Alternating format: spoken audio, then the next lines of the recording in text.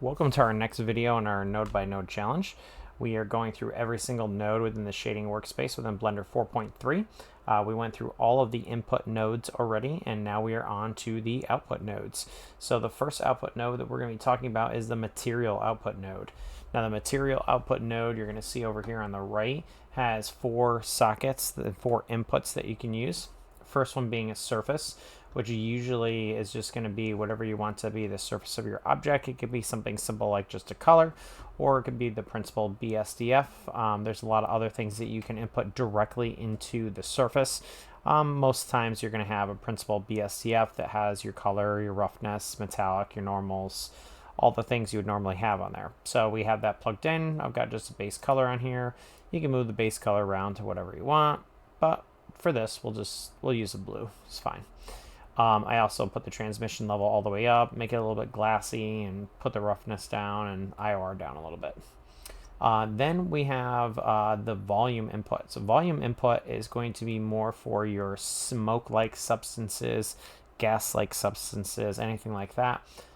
It's for volume. Can also be used for water and things that are liquid, but overall it's just a principal volume input, and it's going to go into the volume input here, hence why it's got like a smoky look to it when I move it around. Okay, and that's just because I added in some volume, which is basically some gas or anything. Looks kind of like emitted light because it has an emission spot on here, which we'll go through this one when we get to that in another video.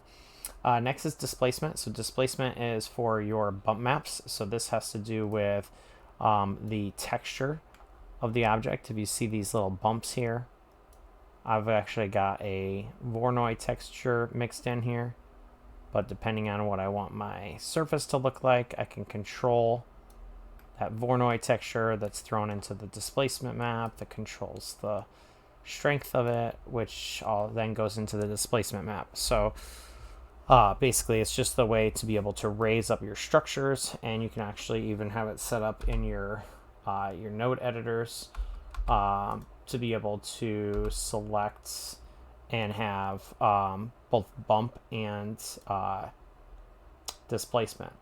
So that's something that you can do that is in the settings. So if you look over here on the right hand side under the settings of your material output, you're going to see where it says bump only. You can do displacement and bump, and you'll see that now the displacement is way too high because it shows it almost having a shattered look.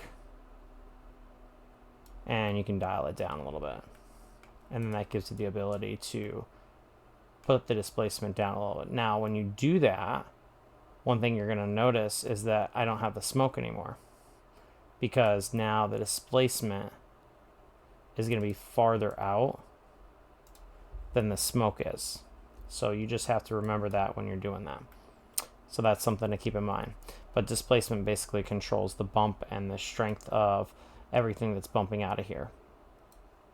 Thickness is the last one here. So thickness has to do with something that they're adding in for EV Next. So when you're in the EV shader, they're coming out with EV Next, which is meant to be able to compete with Cycles. It's supposed to look just as good as Cycles or close to it, with a lot less power that it takes out of your system. So EV Next, one of the options they have in there is called thickness, where you can actually import a texture in here, and it's going to allow you to control how much light passes through a subject and bounces in between objects. So that could be useful for, like, if you had leaves falling, or if you had a bunch of objects that were going back and forth, or if you had, you know, 2 hands together, because light passes through hands slightly.